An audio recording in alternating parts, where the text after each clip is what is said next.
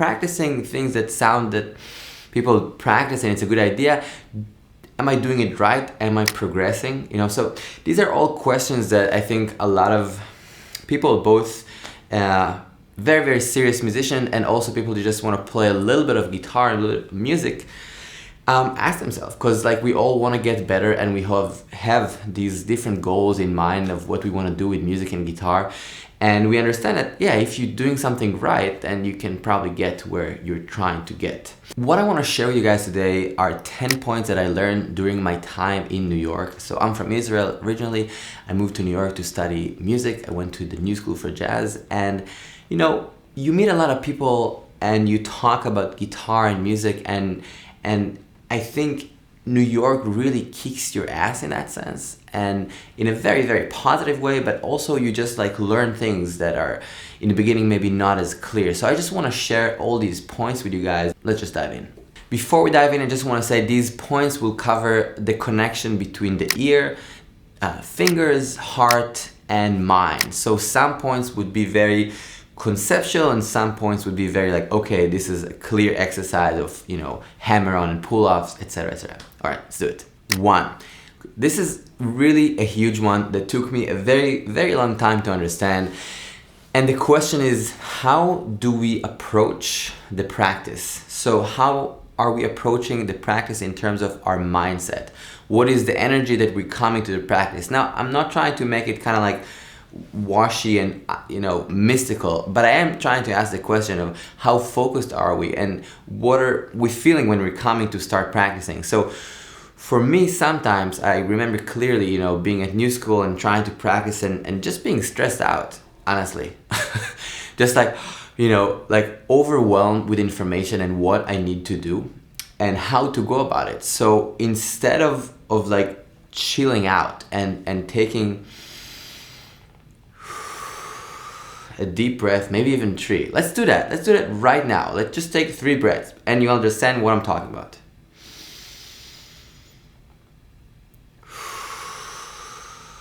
Okay, 2 more. We got this.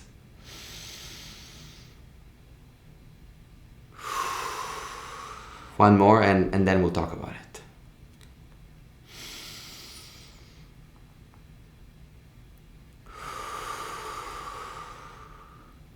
Alright, so the point of this is that we want to approach the practice in a very clear and relaxed way, and having a kind of a relaxed mindset where we breathe, we are not stressed out, and we are ready to process information emotionally, energetically, whatever you want to think about it. But basically you're ready to learn and you're not coming to the guitar all stressed out thinking about, oh my god, I need to practice this in 150 BPM with 6 stoplets and have the guitar over my head while jumping like a rabbit. So the point of this is really coming with a very relaxed mindset, and I think this is in our control. Before we start, do whatever you need. Take a glass of water, eat something, drink some tea, take a few breaths and tell yourself, we're gonna do this and we're gonna learn. If you like this video, it would be super awesome if you click the like button and maybe subscribe so you can kind of see more videos in the future. Thank you. 2, this is also a huge one, which I struggle a lot. The question is this: when you're practicing something, are you practicing the thing that you're trying to practice, or are you testing yourself? So I feel it's a really, really strong question that I'm trying to ask myself constantly. And there's a very big difference between me trying to learn and practice and me trying to test myself. And honestly, I feel for a lot of years I would be in the practice room and I would test myself more than practice. So that means that, if I'm trying to work on subdivision or a scale, you try to put the metronome on the highest number that you can kind of barely play, instead of listening to the notes, listening to the colors and sounds and enjoying these beautiful sound that we have with music and guitar, and not pushing yourself to the limit, but trying to process the information and allowing ourselves to learn, like basically allowing this whole system to process the information in the best possible way. I have a question. So I'm really kind of curious, and something I'm thinking about a lot is, what does it mean for you to be authentic? I guess I'm talking about music. So what does it mean for you to be playing something authentic, and how, what do you think? I'm really curious. So please drop a comment and let me know your thoughts. 3, this is still in the conceptual realm of information here.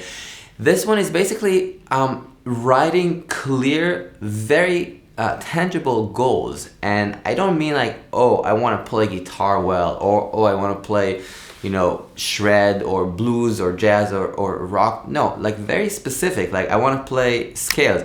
That's not even specific enough. Like saying I want to play A minor pentatonic in the classic box position in 60 BPM, and I want to be able to hear it, to sing it, and to play 8 notes in time.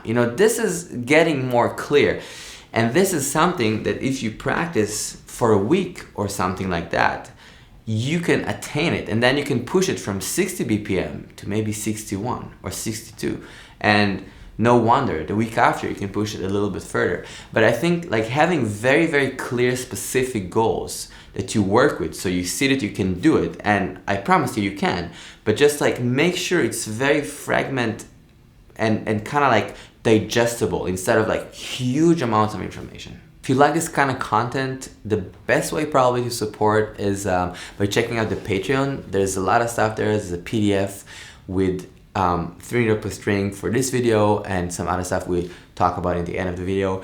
And also there's just a ton of information there that I post about guitar, and a lot of PDFs, so thank you. 4, so when we play and practice, I feel a lot of times like I'll play something, and then there's this whole like backlash of me having a conversation with myself, asking myself if this sounds good or this sounds bad, and kind of judging, being like, oh, this is the worst guitar sound, or this is the worst chord ever been played, this is really the worst F7-9 I ever heard, or this is the best F7-9. These are all judgments that don't really help learning music. And what I'll do sometimes, and sometimes I'll start a day with that, like I'll just kind of like go to the guitar and I'll play sort of like an intro to nowhere. Like I'll just play some sound, and it could be like really like, I'm just trying to listen, and I'm trying to kind of eliminate the judgment, if you will. So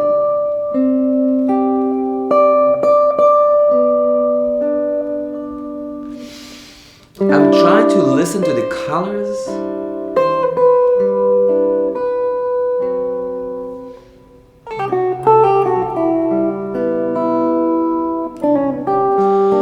in a non-judgmental way, if that makes sense. And I'm not trying to put myself on the spot if I make a mistake. I'm just trying to like kind of like observe the battle between myself and myself, like, because you're playing something and then you're like, oh no, this is awful, and this is not cool. And the reason it's not cool is because instead of listening and learning and practicing, we're just kind of like talking to ourselves and judging the action while doing that. So I like that idea of like trying to just like dive into sounds.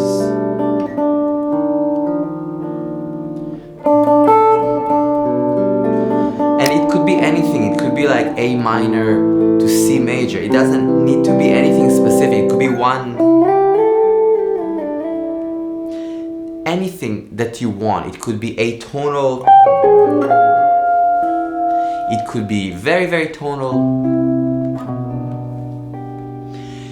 The point is like trying to relax, trying to listen, and trying to kind of like push that mindset of like, wow, I'm judging myself as I'm practicing.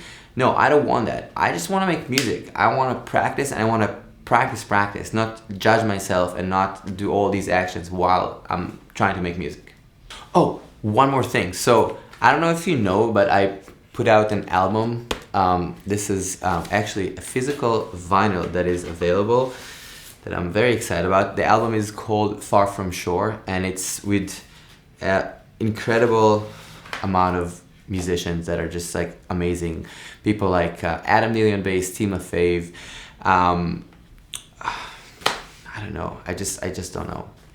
Big Yuki, just a bunch of cool artists that sing and play on this project, so you can check it out here if you want. 5, timer versus no timer. So I think it's important to understand that sometimes we're more focused, sometimes we're not as focused, and different days kind of call for different sort of practice. I have periods where I practice a lot with a timer. I have periods where I don't practice at all with a timer. I have periods and days that I'll write really clearly everything I want to do, and days that I have like just kind of like a vague idea of what I'm working on. I think it's good to be flexible. I think it's good to work with a timer. I think it's good to work without a timer. I think you need to test and see what works for you, and just be open to that different days will also kind of like, you know, call for different interaction with that practice session. And that's okay. 6, and this is a very, very, very important one, trying to connect the music to yourself and to your voice. Basically singing, I think, trying to hear the relationships. That is something I talk about quite often, I think, in this channel, because I believe in that tremendously. I think we need to connect our voice to the notes. So just literally singing a scale, G major. So, la, si, and you can hang on every note for a long time. Si, do, re,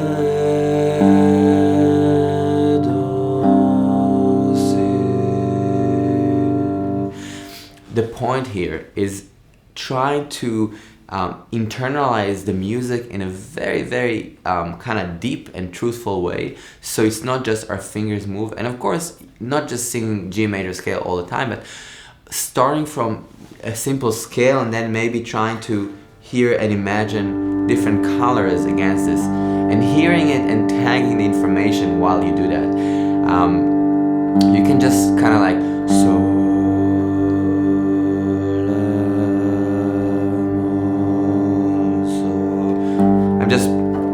just playing the flat 9, you know, and hearing the friction between it. There's no right or wrong with music. It's just sounds and friction, and some notes, you know, sound a certain way, and some notes have, you know, more clash. I would try to just sing things against each other. It could be, again, starting from a major scale and then trying to mess around with it and make some melodies, and then maybe trying to sing different chromatic notes against it.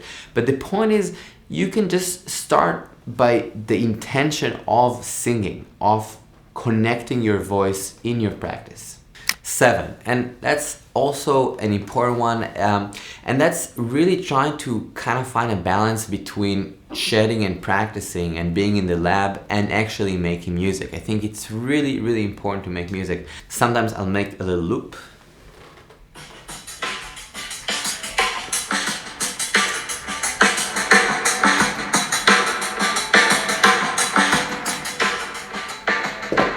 Maybe some G.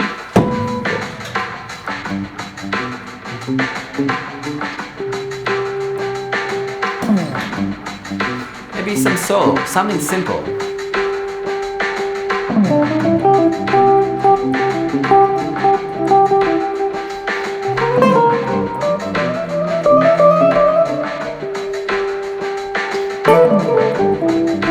Now, the point of this is not the loop, it's not the G, it's just something in time. It's taking an element, whatever, G, you know, pentatonic or G major scale, whatever it is that you're working on, and trying to bring it to a place that you're messing with it, that you're having fun with it, that you're trying some stuff on it. And it's not just like, okay, I'm gonna practice G major scale for the rest of my life. No, it's making sounds and making music and finding the beauty in all these, notes.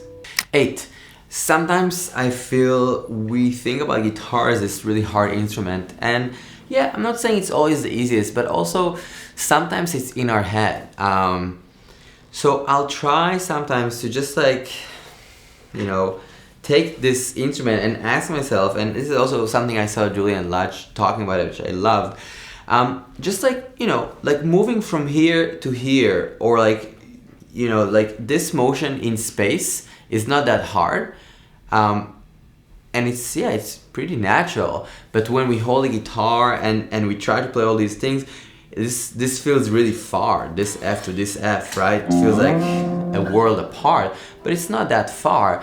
And the same thing kind of like with open strings, I'll try to kind of like do these exercises where I try to relax the idea that these two strings, the E, the low E and the high E, right, are so far apart. They're not that far apart. So I'll just try to do different things to kind of make myself relax that notion that guitar is hard and it's all like really far away. It's, it's small motions, it's very natural, it's not something crazy. So I know it kind of sounds a little vague, but the exercise that I'll do really is sometimes literally just playing the two strings and trying to get into this flow. And it doesn't have to be that accurate. It could be really kind of almost like a big motion that kind of at the end of it is reduced to this more clear motion of the two strings.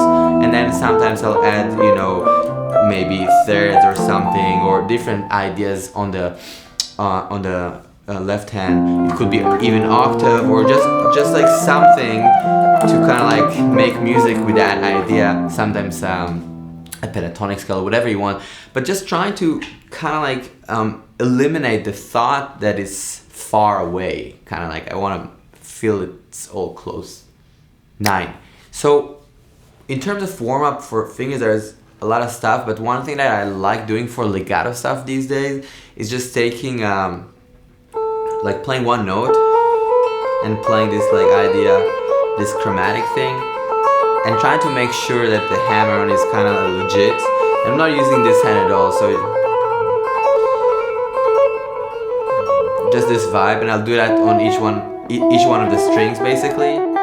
And sometimes I'll also try a bigger opening, so from C to F, so you have this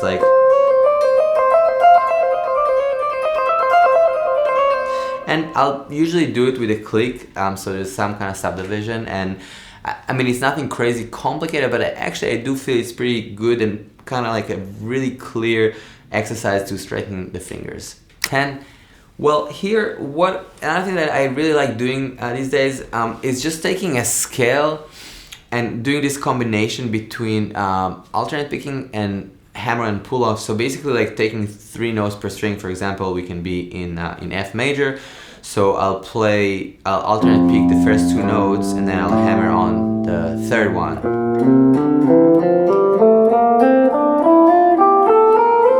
So it will sound like this.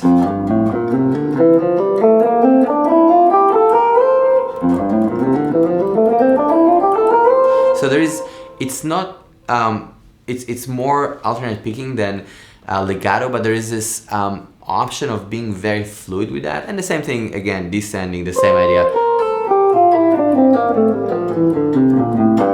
So basically alternate picking the first 2 and then hammer on. And these exercises, this kind of hybrid thing is really, really cool. I'm really getting into it. And I feel there's sort of a balance between the kind of legato kind of color is very kind of directional, almost like Coltrane playing all these ideas, and he's trying to hit maybe this note, but it's this kind of line that goes into a note, whereas with this kind of scale it's a little bit more defined. But I mean, they're both great techniques, but I just love this idea, and I think it's a really nice way to practice scales like that, and just to kind of lock in the 2 hands and make sure everything is really aligned. Thank you so much for listening. I hope today was helpful and meaningful. These are things that I'm